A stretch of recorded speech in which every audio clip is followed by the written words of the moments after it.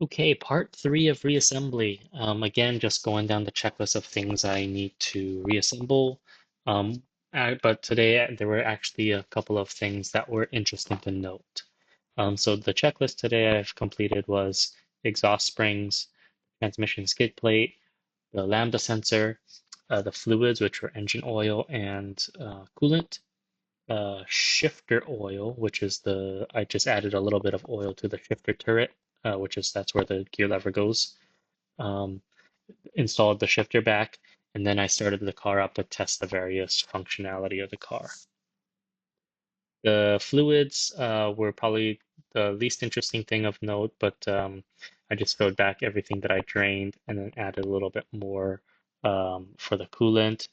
The oil, I actually had to add an extra half quart on top of the 3 for the engine block and 4 for the sump.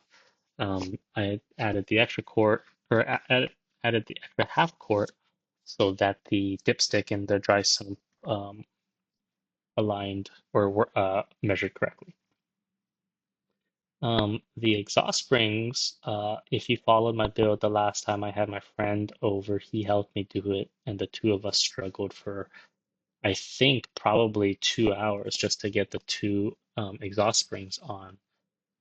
This time I followed the really great suggestion from Caterham 420rbuild.co.uk. I will link that in the description of the video. Essentially, what he does is still the same. You zip tie the spring fully compressed so that you can pull out the two sides of the spring all the way.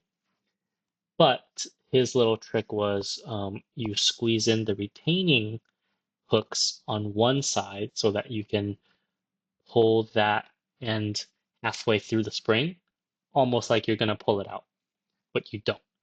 That extra, let's say, quarter inch to half inch gives you enough space to pull both of the hooks over the hooks on the exhaust. Once they're over the hooks on the exhaust, you can push them back a little bit and pull those retaining hooks back out of the spring. Once you do that, you're home free. It's a bit fiddly, so it still took me probably a half hour to do both of them, but it was much, much easier than what we did with my friend, and it only required work from myself. Um, the other thing that was interesting to note today was when I started the car, I mainly wanted to test that the reverse light and the brake lights light up so that I can put the transmission tunnel cover back on. However, when I stepped on the clutch, the engine immediately shut off. No stuttering, just instantly shut off. So I messaged my dealer about it, and he asked if the immobilizer was on the keychain uh, with the key that's in the car.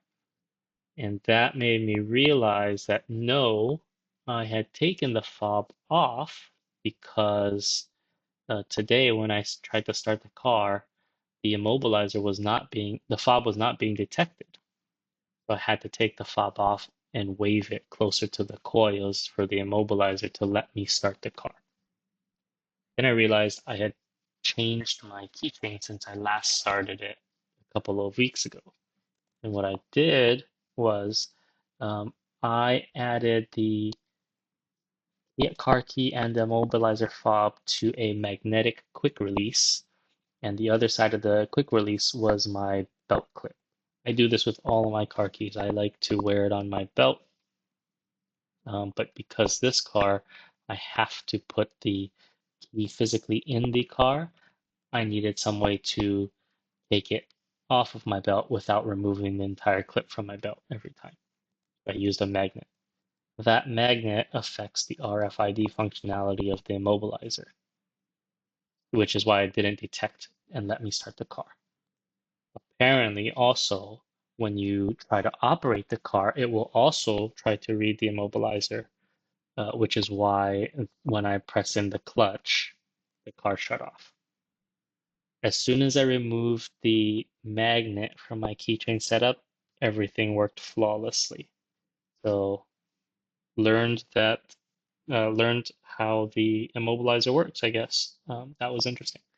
So that is probably all that I have to do for the car. It's probably ready to go on the road, but there are a few things I want to do to sort of button it up, so to speak. Um, so I need to apply the trim to the dashboard, add the soft bits on the bonnet so that they don't scratch the chassis when it's on. My tachometer is busted, and I've gotten the replacement in the mail, so I also need to replace that. I also got my aero screen in, which I believe also comes with these brackets that let me switch between the aero screen and the windshield more easily. I'll probably install that. I don't know if I'm going to install that before I take the car to get registered. We'll see. The other thing I can do is I can finally rivet up the interior panels once that bracket is installed. Um, I also need to level out the suspension so that the ride height is appropriate and even. Eventually, I'll do a suspension alignment. And then my driver's side headlight DRL stopped working all of a sudden, so I probably need to pull that out and recrimp it and make sure it works. And then finally, just put the car on the ground and torque up the wheels. So next session will probably be some of this, and then hopefully I'll get to take the car out for a test run. All right, thank you.